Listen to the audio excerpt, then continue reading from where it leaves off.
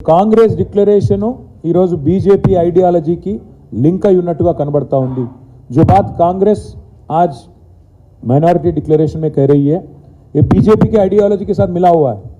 पासमानदा मुसलमान बोल के आज बीजेपी जो बात कह रही है वही बात आज कांग्रेस पार्टी अपने डिक्लेरेशन के जरिए कर रही है। और मैं आपको याद दिलाना चाहता हूं, आज दस्तूर ने, कॉन्स्टिट्यूशन ऑफ इंडिया ने आज एक दर्जा दिया हमारे हिंदुस्तान में हिंदू। अरे वो बंद कराओ,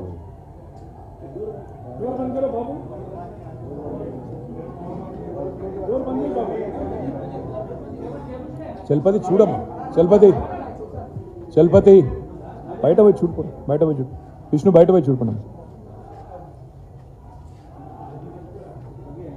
दस्तूर ने साफ साफ कहा कि हिंदुस्तान में मुसलमान, सिख और ईसाई तीनों भी रिलीजियस माइनॉरिटीज हैं। कॉन्स्टिट्यूशन ऑफ इंडिया साफ कहती है कि मुसलमान और मुस्लिम, क्रिश्चियन और सिख तीनों भी आज रिलीजियस माइनॉरिटीज हैं।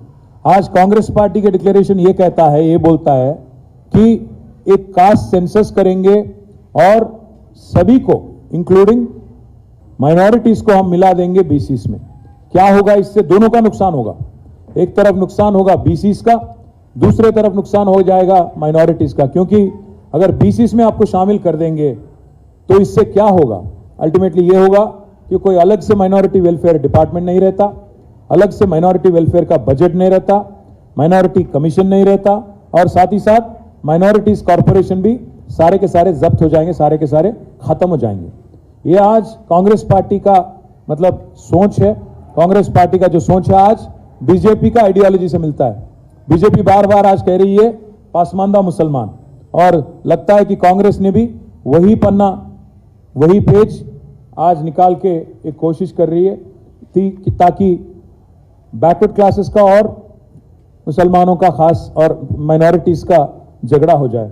एक और मसला यह है इसमें कि एक मर्तबा, एक ही बार 2006-7 में एक बीसीई कैटेगरी क्रिएट किया गया, खास क्योंकि रिजर्वेशन देना था। बट इसका मतलब ये नहीं कि हर मुसलमान बीसीई में आता, बैकवर्ड क्लासेस में आता।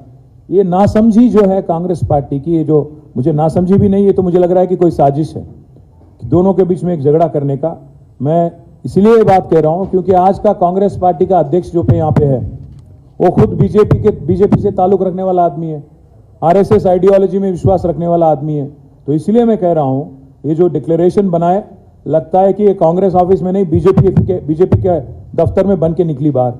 एक और एक बात यह है कि आज अगर एक मिनट के लिए समझिए कि कास्ट सेंसस करे आप और मिला दिए आप मुस्लिम्स को, क्रिश्चियंस को और सिख को बीसीस में, क्या होता? कल सारे के सारे बीसी टूट पड़ेंगे और कहने लगेंगे बैकवर्ड क्लासेस लीडर्स और बैकवर्ड क्लासेस की आवाम कि आप हमारा हक छीन रहे हो, आप हमारे लिए जो गारंटीड था रिजर्वेशन आप उसमें से जबरदस्ती ले रहे हो करके एक रिफ्ट आ जाएगा माइनॉरिटीज और बीसीस के बीच में। लगता है कि कांग्रेस पार्टी दोनों की तरफ सिंसियर नहीं है, ना बीसीस की तरफ सिंसियर है ना माइनॉरिटीज की तरफ सिंसियर है। एक और एक बात है, हमें तो शक यही है कि आज कांग्रेस पार्टी जितना भी यहां पे वादा करी, अगर ट्रैक रिकॉर्ड देखेंगे आप तो इतना बदतर ट्रैक रिकॉर्ड है उनका। 2004 से लेकर 2014 तक कांग्रेस पार्टी यहां पे सत्ता में थी, यूनाइटेड आंध्र प्रदेश में, मुत्तहिदा आंध्र प्रदेश में। इसमें अगर उनका बजट आप देखेंगे 2004 और 5 में बजट था माइनॉरिटी वेलफेयर का 39 करोड़, जिसमें से 42% तेलंगाना का शेयर है। मतलब आप कम से कम 16-17 करोड़ था 2004-5 में। और आखिरी में 2004-5 से लेके 13-14 तक अगर आप देखेंगे आखिरी बजट था 509 करोड़ खर्चा किया गया, 509 करोड़ कुल मिला के पूरे मुत्तहिदा आंध्र प्रदेश में 23 जिलाओं के लिए, 23 अजलाओं के लिए। अगर इसमें से अगर 42% आप लेंगे तो आप 200 करोड़ के आसपास भी नहीं है। कुल मिला के 10 सालों में 2004 से लेकर 14 तक 10 सालों में कांग्रेस पार्टी ने माइनॉरिटी वेलफेयर के लिए तेलंगाना में खर्चा किया 930 करोड़, 930 करोड़।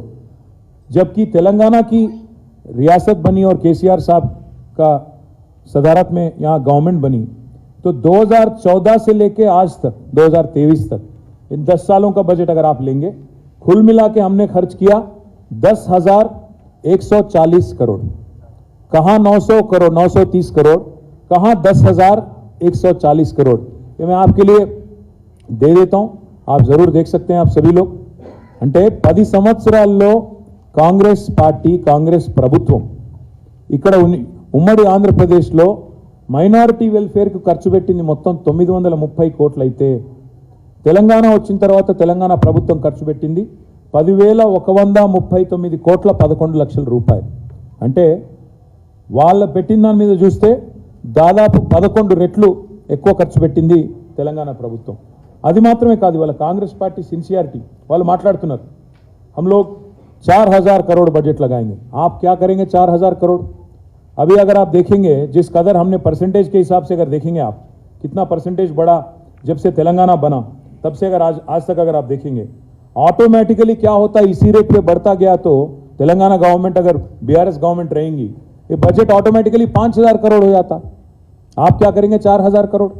आज जो बजट है तेलंगाना गवर्नमेंट जिस हिसाब से बढ़ाई, अगर आप उसका परसेंटेज इंक्रीज देखेंगे हर साल, आज ऑटोमेटिकली 5,000 हो जाता। तो आप इसीलिए हम हमारे मैनिफेस्टो में केसीआर भरोसा प्रोग्राम जो है उसमें साफ साफ सीएम साहब ने कहा कि हम बढ़ाते जाएंगे माइनॉरिटी वेलफेयर बजट, जिस कदर हम लोग बढ़ाते गए पिछले 10 साल आगे भी बढ़ाएंगे करके हमने कह दिया।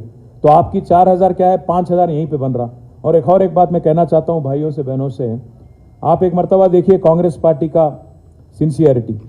आज तेलंगाना में आके बोलते 4,000 करोड़ करेंगे, पर अगर आप देखेंगे कर्नाटक में जहां आबादी करीब करीब 1 करोड़ है, वहां उनका बजट है 200 करोड़, 2,000 करोड़। और राजस्थान में जहां कांग्रेस गवर्नमेंट है, जहां आबादी करीब करीब 80 लाख है, वहां उनका बजट है 2,000 करोड़। और तेलंगाना में जहां आबादी है 50 लाख, वो बोलते हैं यहां पे कि 4,000 करोड़ करेंगे, जबकि तेलंगाना गवर्नमेंट ऑलरेडी 2,200 करोड़ यहां पे बजट अलॉट करी। मैं हमारे भाइयों से, बहनों से यही कहना चाहता हूं, चाहे वो मुसलमान हो, क्रिश्चियन हो, सिख हो, जो भी माइनॉरिटी हो, आज तेलंगाना का सबसे ज्यादा बजट है पूरे हिंदुस्तान में। तारीख में इतना बजट किसी ने नहीं दिया माइनॉरिटी वेलफेयर के लिए सिवाय केसीआर साहब। आज एक मर्तबा मैं फिर बोलना चाहता हूं आपको, उत्तर प्रदेश में जहां आबादी है करीब करीब 4 करोड़ माइनॉरिटीज का, वहां की बजट है 1,780 करोड़।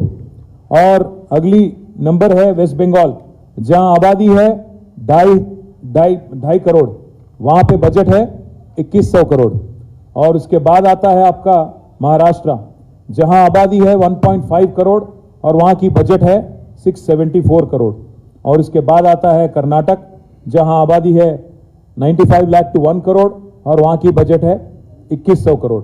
और उसके बाद आता है राजस्थान, जहां की आबादी करीब करीब 80 लाख है और वहां की बजट है 1,900 करोड़। और तेलंगाना जहां की आबादी है सिर्फ 50 लाख, बहुत कम है, फिर भी यहां की बजट है 2,200 करोड़। इससे आप अंदाजा लगा सकते हैं कौन सिंसियर है कौन नहीं।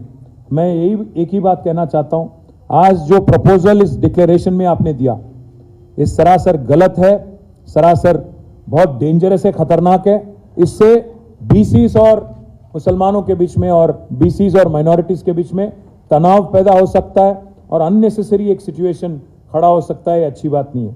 एक बात, आज कांग्रेस पार्टी बोलती है कि हम ऑनरोरियम देंगे इमाम्स और मौजन को। मैं पूछना चाहता हूं, आज हिंदुस्तान में जहां कहीं भी आपकी गवर्नमेंट है, चाहे वो कर्नाटक हो, राजस्थान हो, हिमाचल प्रदेश हो, वहां दे रहे क्या आप? पहली मर्तबा केसीआर साहब ने ये फैसला लिया और उन्होंने ऐलान किया और आज 5,000 आज ऑनरोरियम दिया जा रहा है। हिंदुस्तान में कहीं भी कांग्रेस जहां भी गवर्नमेंट है वहां नहीं दिया जाता, यहां बात किया जाता है कि हम देंगे। हम जरूर वादा करते हैं इमाम से और मौजन भाई से कि आज जो 5,000 आपको मिल रहा, इसको हम दुगना करेंगे और ऑन पार, जैसे अर्चक के साथ ऑन पार आपका भी 10,000 जरूर करेंगे, हम वादा करते हैं। साथ ही साथ एक और बात भी मैं कहना चाहता हूं, कांग्रेस पार्टी बार बार बोलती रहती है 12% तहफुजात के बारे में बीआरएस ने अपने वादा नहीं निभाया। मैं बोलना चाहता हूं, कहना चाहता हूं, हमने 16 अप्रैल 2017 को हमने लेजिस्लेशन पास किया असेंबली में तेलंगाना में और बिल हमने भेजा गवर्नमेंट ऑफ इंडिया को। गवर्नमेंट ऑफ इंडिया का रवैया तो आप जानते ही हो, उन्होंने इनकार कर दिया। और इसलिए हमने क्या किया, कोशिश हमने ये की कि सुधीर कमीशन के जरिए एक जो रिपोर्ट बनी, जिसको बैकवर्ड क्लासेस कमीशन ने भी रैटिफाई किया, हमने साफ साफ कहा कि ये रिलीजियस रिजर्वेशन नहीं है, सोशियो इकोनॉमिक बेसिस पे रिजर्वेशन आप दीजिए। बार बार हमने कोशिश की, तब जाके फिर हमें एक इत्तला मिला, एक खबर मिला कि कहीं ये 12% रिजर्वेशन के चक्कर में आप 4% भी ना खो दो। इसीलिए हमने स्ट्रेटेजिकली हमने ये सोचा कि आगे 2024 में जब सेक्युलर गवर्नमेंट बनेगी, जिसमें बीआरएस का एक अहम भूमिका रहेगा, तो उसमें जरूर ये वादा निभाने की कोशिश, क्योंकि 2017 में हमने ये कानून पास किया तेलंगाना असेंबली में, तो निभाने की कोशिश पूरी तरह से तब करेंगे। और साथ ही साथ एक और बात भी मैं कहता हूं, हमने वादा नहीं किया था हमारे मैनिफेस्टो में, पर हमने 2005 स्कूल, हमारे माइनॉरिटी वेलफेयर डिपार्टमेंट के जरिए 2005 स्कूल और 2004 रेजिडेंशियल कॉलेज भी हमने चालू किया, तश्कील किया हमने माइनॉरिटीज के लिए। और करीब करीब 700 करोड़ हम खर्च कर रहे हैं हर साल बच्चों की तालीम के वास्ते, ताकि वो काबिल बने और दुनिया से मुकाबला करें। साथ ही साथ एक और बात भी मैं कहना चाहता हूं, आज सिर्फ और सिर्फ एक ही चीफ मिनिस्टर है पूरे हिंदुस्तान में, जो आज गरीब मुसलमानों को भी, साथ ही साथ गरीब बैकवर्ड क्लासेस को भी 20 लाख तक ओवरसीज स्कॉलरशिप देते हैं पूरे हिंदुस्तान में। तो मैं ये माइनॉरिटी डिक्लेरेशन जो आज कांग्रेस पार्टी करी, मैं उसके बारे में बस एक ही चीज बोलूंगा कि ये बहुत खतरनाक है।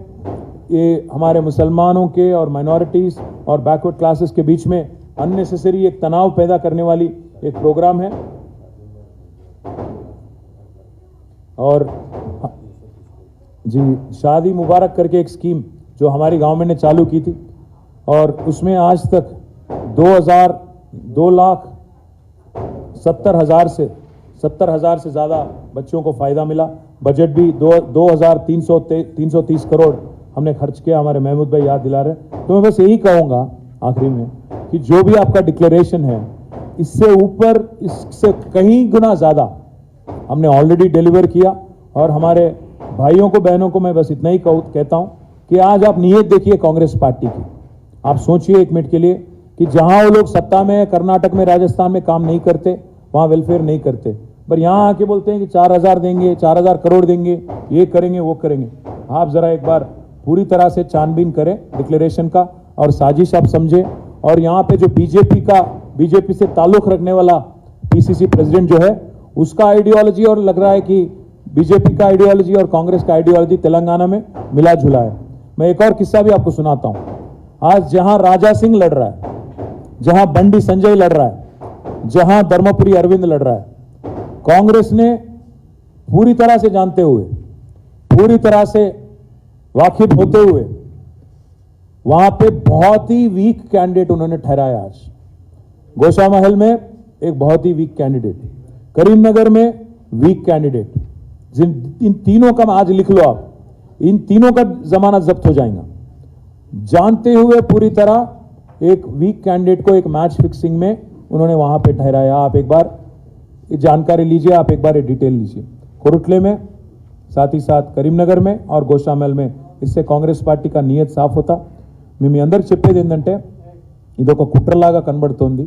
కాంగ్రెస్ పార్టీ కావాలని బలహీన వర్గాలకి, మైనారిటీలకు మధ్యన పంచాయతీ పెట్టే ఒక ప్రయత్నం చేస్తున్నట్టు కనబడుతున్నది। ఉద్దేశపూర్వకంగానే ఈ డిక్లరేషన్లో అక్కరలేని బీసీ జనగణన గురించి మాట్లాడి, ఆ జనగణనలో ముస్లింలను కూడా చేర్చడం అంటే 100% ఇది బీసీలకు, మైనారిటీస్కి పంచాయతీ పెట్టే ఒక పనికిమాలిన డిక్లరేషన్లా కనబడుతున్నది।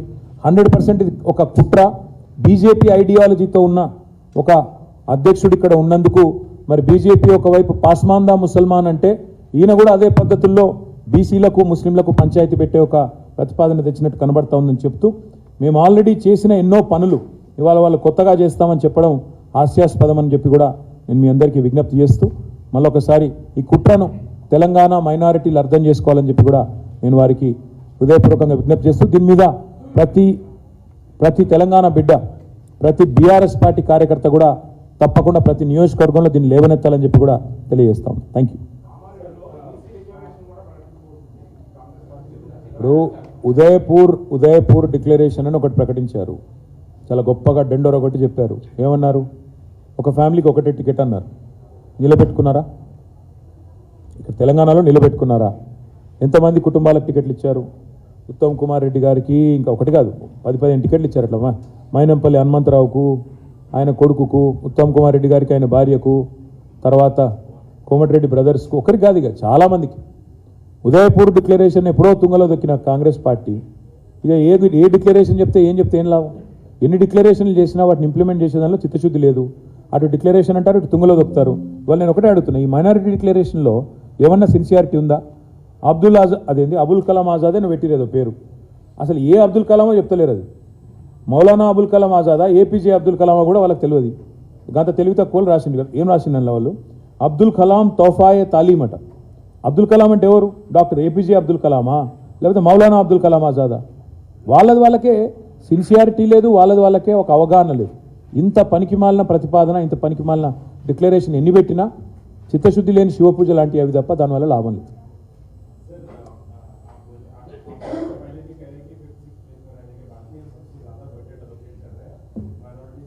पर कैपिटा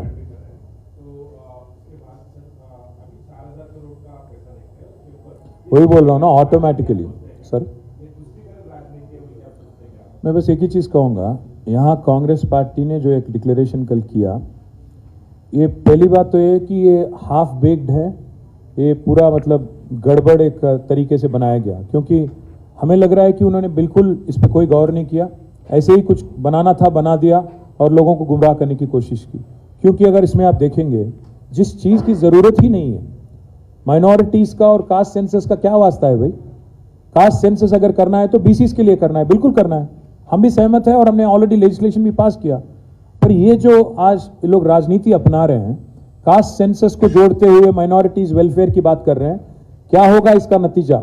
एक ही होगा कि अगर कास्ट सेंसस आप करेंगे, माइनॉरिटी दर्जा चला जाएगा, माइनॉरिटी मिनिस्ट्री जाएगा, माइनॉरिटी कमीशन नहीं रहेगा, माइनॉरिटी कॉर्पोरेशन एक भी नहीं रहेगा।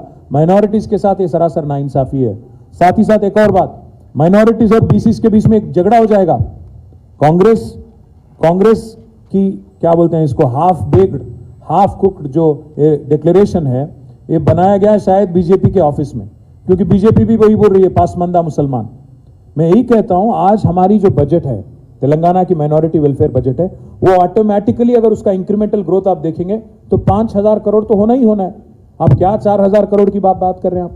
तो इसीलिए टीआरएस को आउटविट करने के लिए, क्योंकि टीआरएस ने 2,000 का, बीआरएस ने 2,000 करोड़ का, तो 4,000 हम बोल देंगे, ऐसे एक लिख दिए कुछ भी। बट मसला इसमें गंभीर है, बहुत संजीदगी से काम करने वाला, सोचने वाली बात है। यहाँ पे माइनॉरिटीज अगर कांग्रेस पार्टी को वोट देंगे और ये डिक्लेरेशन अगर आप देखेंगे तो आप सोच लीजिए, समझ लीजिए, आपका माइनॉरिटी दर्जा खत्म हो जाएगा, माइनॉरिटी वेलफेयर डिपार्टमेंट खत्म हो जाएगा, माइनॉरिटी कमीशन खत्म हो जाएगी, माइनॉरिटी कॉर्पोरेशन सारे खत्म हो जाएंगे। बीसीस के साथ अगर आपको मिला देंगे तो बीसीस में भी अनरेस्ट आ जाएगा। ये बात हमारे माइनॉरिटी भाई और बहन अच्छी तरह से समझ लें तो अच्छी बात है।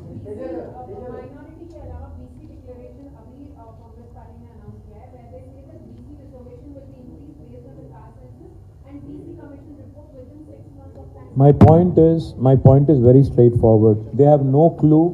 They are utterly clueless. They are unclear as to what they want to say. Why are they including religious minorities which have been recognized by Constitution of India in the caste census? They are unnecessarily mixing up things and creating unrest which is not desirable for the society. They are clueless, and that's what I'm saying. Looks like this report has actually been made in the BJP party office, because BJP is saying the same exact thing, Pasmanda Musalman. And now the Congress party seems to be towing the same line. That is where the problem is. And that is what minorities need to understand. Whatever distinction has been conferred, whatever special recognition has been conferred on them by the Constitution of India will be vetoed, will be destroyed by this declaration if they are voted. So let them understand very clearly that this is something that is going to destroy the very tenet of the Constitution which recognizes these guys as religious minorities. నేను అదే చెప్తున్నాను brother, వాళ్ళకి నా తెలివి లేదు, వాళ్ళకి ఆలోచన లేదు, పరిజ్ఞానం అంతకంటే లేదు. రాజ్యాంగంలో స్పష్టంగా ఉన్నది, రిలీజియస్ మైనారిటీస్ అని గుర్తించారు. వాళ్ళని బీసీలను కలపడం అంటేనే ఇద్దరికి అన్యాయం చేయడం. ఇటు బీసీలకు అన్యాయం చేస్తున్నారు, అటు రిలీజియస్ మైనారిటీస్కి అన్యాయం చేస్తున్నారు. ఇది కరెక్ట్ కాదు, సవరించుకోమనండి. బీసీ డిక్లరేషన్కి అర్థం లేదు, మైనారిటీ డిక్లరేషన్కి అర్థం లేదు. ఇట్లా కాస్ట్ సెన్సస్ అని మాట్లాడి రెండింటిని కలిపితే మొత్తంగా మైనారిటీ వెల్ఫేర్ మినిస్ట్రీ ఎత్తేయాల్సి వస్తుంది. నా రిక్వెస్ట్ ఏంటంటే ఇదే, నేను ఇంకొక మాట కూడా అంటున్నా, బీసీ డిక్లరేషన్ అన్నారు కదా, మీరు కావాలంటే నేను ఆ ఫోటో పంపిస్తాను మీకు. 2004లో ఆనాడు కేంద్ర మంత్రిగా గౌరవ కేసీఆర్ గారు ఆంధ్రప్రదేశ్ రాష్ట్ర బ్యాక్వర్డ్ క్లాసెస్ సంఘంను తీసుకొని ఆనాటి అప్పటి ప్రధానమంత్రి మన్మోహన్ సింగ్ గారిని డిసెంబర్ 17, 2004 డేట్ కూడా నేను చెప్తున్నా, డిసెంబర్ 17, 2004 నాడు కలిశారు. గంటన్నర సేపు అపాయింట్మెంట్ తీసుకున్నారు. ఆ రోజు ఆర్ కృష్ణయ్య గారిని, వక్లాభరణం కృష్ణమోహన్ రావు గారిని, వీళ్ళందరినీ కూడా తీసుకొని పోయి ఒకటే మాట రిక్వెస్ట్ చేసినారు మా పార్టీ నుంచి, మీరు ఓబీసీ వెల్ఫేర్ మినిస్ట్రీ పెట్టండి. ప్రతి రాష్ట్రంలో బీసీ వెల్ఫేర్ మినిస్ట్రీ ఉంది. మీరు కూడా దయచేసి, నేను ఇప్పుడే కొత్తగా కేంద్ర మంత్రి అయినా కానీ మన ప్రభుత్వంలో పెట్టాలా ఓబీసీ వెల్ఫేర్ మినిస్ట్రీ అని ఈ రోజు కాదు, 2004 డిసెంబర్ 17 కేసీఆర్ డిమాండ్. మరి నిజంగా కాంగ్రెస్ పార్టీకి బీసీలో మీ చిత్తశుద్ధి ఉంటే 2004 నుంచి 14 దాకా ఉన్నారు కదా అధికారంలో, ఎందుకు పెట్టలేదు బీసీ వెల్ఫేర్ మినిస్ట్రీ? మోడీ గారు బీసీ సీఎం అంటారు, 14 నుంచి 23 దాకా 9.5 ఏళ్ళు ఆయన, మరి ఆయన ఎందుకు పెట్టాడు? నిజంగా బీసీలో మీ చిత్తశుద్ధి ఉంటే అన్ని రాష్ట్రాల్లో బీసీ వెల్ఫేర్ మినిస్ట్రీ ఉన్నప్పుడు కేంద్రంలో ఎందుకు పెట్టరు? నేను ఇవాళ డిమాండ్ చేస్తున్న కాంగ్రెస్ పార్టీని డిక్లేర్ చేయండి, దమ్ముంటే 12% రిజర్వేషన్ అంటున్నారు కదా, రాహుల్ గాంధీని చెప్పమనండి. అదేవిధంగా ఓబీసీ వెల్ఫేర్ మినిస్ట్రీ పెడతాం జాతీయ స్థాయిలో అని చెప్పమనండి. కేవలం మాటలు డైలాగులు కాదు, పనులు క్షేత్రంలో కూడా కనబడాలి. ఆ రోజు 2004లో పెట్టనోళ్ళు, ఆనాడు మేము అప్పుడే రిక్వెస్ట్ చేస్తే డిమాండ్ చేస్తే పెట్టనోళ్ళు ఇలా పెడతారంటే ఎవరైనా నమ్ముతారా ప్రజలు? కాబట్టి ఇవన్నీ కూడా శుష్క ప్రియాలు, శూన్య హస్తాలను ప్రజలకు తెలుసు, నమ్మరు. అరే వస్తారు పోతారు భయ్, ఏమవుతుంది ఆయన, ఒక సీటు కూడా గెలవడు, ఏమవుతుంది ఆయన? గోషా మహల్ కూడా బరాబర్ మేమే గెలుస్తున్నాం. బల్పం కట్టుకొని తిరుగుతాం, కాలికి బల్పం కట్టుకొని తిరుగుతాం బరాబర్. రాజా సింగ్ లాస్ట్ టైం ఒకటే గెలిచిన సీటు ఒకటే. గోషామహల్ ఎందుకు చెప్తున్నా అంటే లాస్ట్ టైం 2018లో గెలిచింది ఒకే ఒక్క సీటు గోషామహల్. ఈసారి గోషామహల్ కూడా కొడతాం బరాబర్, కాలికి బల్పం కట్టుకొని తిరిగి ఓడగొడతాం. రాసుకోండి, మోడీ కాదు ఇంకెవరు వచ్చినా ఢిల్లీకి వెళ్ళి ఒక్క సీటు కూడా గెలవరు ఈసారి. మొత్తం తెలంగాణలో లాస్ట్ టైం గెలిచింది ఒకటి, ఈసారి ఒక్కటి కూడా గెలవకుండా చేస్తాం, అది మా గ్యారంటీ. డిసెంబర్ 3 నాడు మీరు చూడండి ఏమవుతుందో మీరే ఆశ్చర్యపోతారు. కొడంగల్ గెలుస్తున్నాం, మీరు రాసుకోండి, ఇవాళ కొడంగల్ గెలుస్తున్నాం. లాస్ట్ టైం ఓడగొట్టినాం రేవంత్ రెడ్డిని అక్కడ, ఈసారి ఓడగొడతాం. గోషామాల్లో రాజా సింగ్ని ఓడగొడతాం, హుజురాబాద్లో ఈటల రాజేంద్రని ఓడగొడతాం. మీరు 3 రాసుకోండి, నేను చెప్పింది మళ్ళీ డిసెంబర్ 3 నాడు మాట్లాడతాం. గజ్వేల్లా ఇక మీరు కేసీఆర్ గారి మీద పోటీ చేయడం అంటే ఇక అది ఏమంటారు, పోచమ్మ గుడి ముందు పొట్టేలను కట్టేసినట్టు. ఇక ఎవరైనా ఎగురుతాం అనుకుంటే వాళ్ళ కర్మ, నేనేం చేస్తుందని. అదే బాయ్ సాబ్, ఆయనే చెప్పింది కదా నిన్న, మీరు చూడినట్లేరు. కామారెడ్డి నేను గెలువాని ఆయనే చెప్పింది, ఇండియా టుడే కాంక్లేవ్లో చూసుకోండి కావాలంటే. కామారెడ్డిలో గెలవగానే ఏదో బిల్డప్ పోటీ చేస్తున్నా, ఓడిపోతే నరేందర్ రెడ్డి మీద ఓడిపోతే కొద్దిగా తిడతారు, ఇది ఇన్సల్ట్ అవుతుంది. కాబట్టి నేను ఇక కేసీఆర్ మీద ఓడిపోయినా చెప్పుకున్నందుకు బాగుంటుందని పోటీ చేస్తారు అంతే. కొడంగల్లో చెల్లని రూపాయి కామారెడ్డిలో వెళ్తుందా బాయ్ సార్? 2018లో కొడంగల్లోనే చెల్లలేదు ఈ వాదన, అక్కడనే తిరస్కరించారు, కామారెడ్డి వెళ్తుంది. Anyway my request is this is a very serious issue. దయచేసి మీరు వేరే ప్రశ్నలు అడిగితే నేను వేరే చెప్పి అదంతా ఎటో పోతుంది. रियाज इस्लामिक स्कूल तालीमी मैदान में एक नया इनकलाब, इस्लामिक और मॉडर्न एजुकेशन की अजीम दरसगाह। 23 साल तजुर्बे के बाद तलबा और तालिबात के लिए रियाज इस्लामिक स्कूल पेश करता है हिफ्ज़ कुरान, नाज़िरा कुरान, क़ायदे के अलावा नर्सरी ता 10वीं जमात तक की तालीम का बेहतरीन नज़्म। बच्चों के लिए हॉस्टल की सहूलत, मुस्तहिक़ तलबा के लिए खुसूसी रियायत, तलबा और तालिबात के लिए अलहदा क्लासेस के माकूल नज़्म, खुसूसी computer classes, hardware and software training. बच्चों में तहरीरी और तकरीरी सलाहियतों को उजागर करने के लिए हफ्तावारी प्रोग्राम, काबिल और मुशफ़िक़ असातिज़ा इकराम की निगरानी में बेहतरीन तालीम नज़्म। सुबह 8 बजे तक शाम 4:30 बजे दाखिले जारी हैं, उजलत कीजिए। Riyaz Islamic school, opposite lane, new SR petrol pump, Vattapalli, Hyderabad.